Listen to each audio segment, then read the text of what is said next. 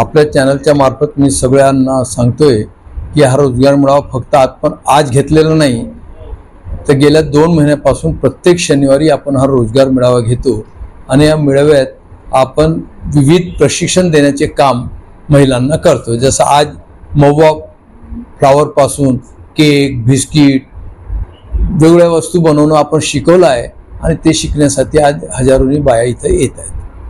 त्यामधले किती महिला ज्या रोजगाराच्या संधी उपलब्ध करून घेण्यासाठी म्हणजे ज्यांना हवे आहे रोजगार अशा महिला आल्या, त्यांचं रजिस्ट्रेशन प्रोसेस काय तुमच्याकडे?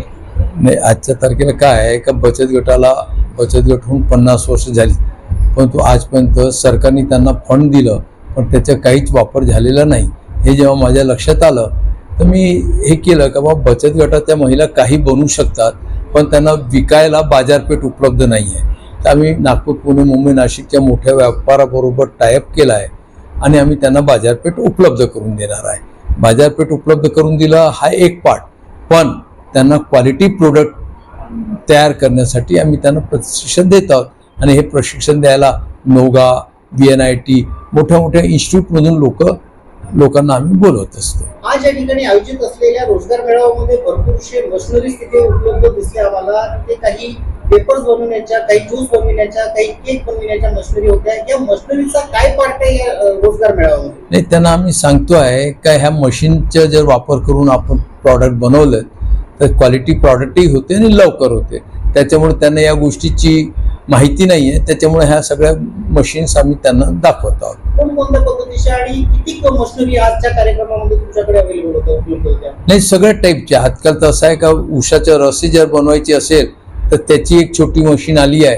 कोणत्याही चौकात, कोणत्याही बाजारात कुठेही जाऊन तुम्हाला त्याच्यापासून उसाचा रस काढता येतो।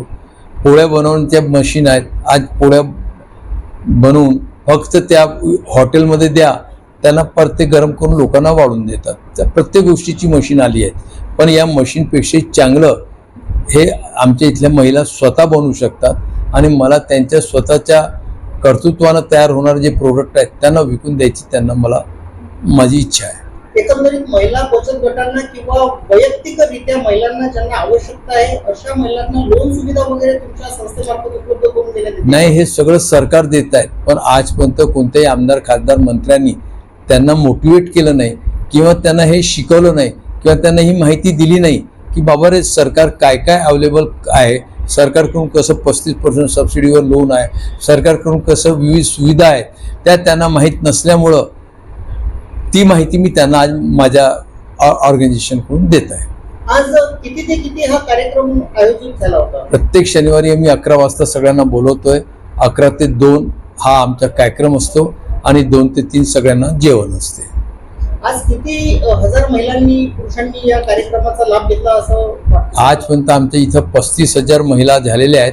आजही 2,022 महिला आलेल्या आहेत आणि त्यांना आम्ही प्रशिक्षण देतो।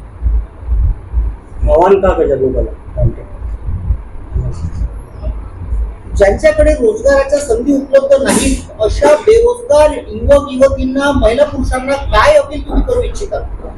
नाही, अपील तर हे म्हणतो की माझी मनापासून इच्छा आहे का माझ्या रामटेक मतदारसंघातल्या प्रत्येक गृहिणीजवळ, प्रत्येक महिलाजवळ स्वतःची ॲक्टिवा राहायला पाहिजे आणि ॲक्टिवा ही काही वरून येणार नाही आहे किंवा सरकार देत असलेल्या 1500 रुपयामध्ये ती ॲक्टिवा घेऊ शकत नाही।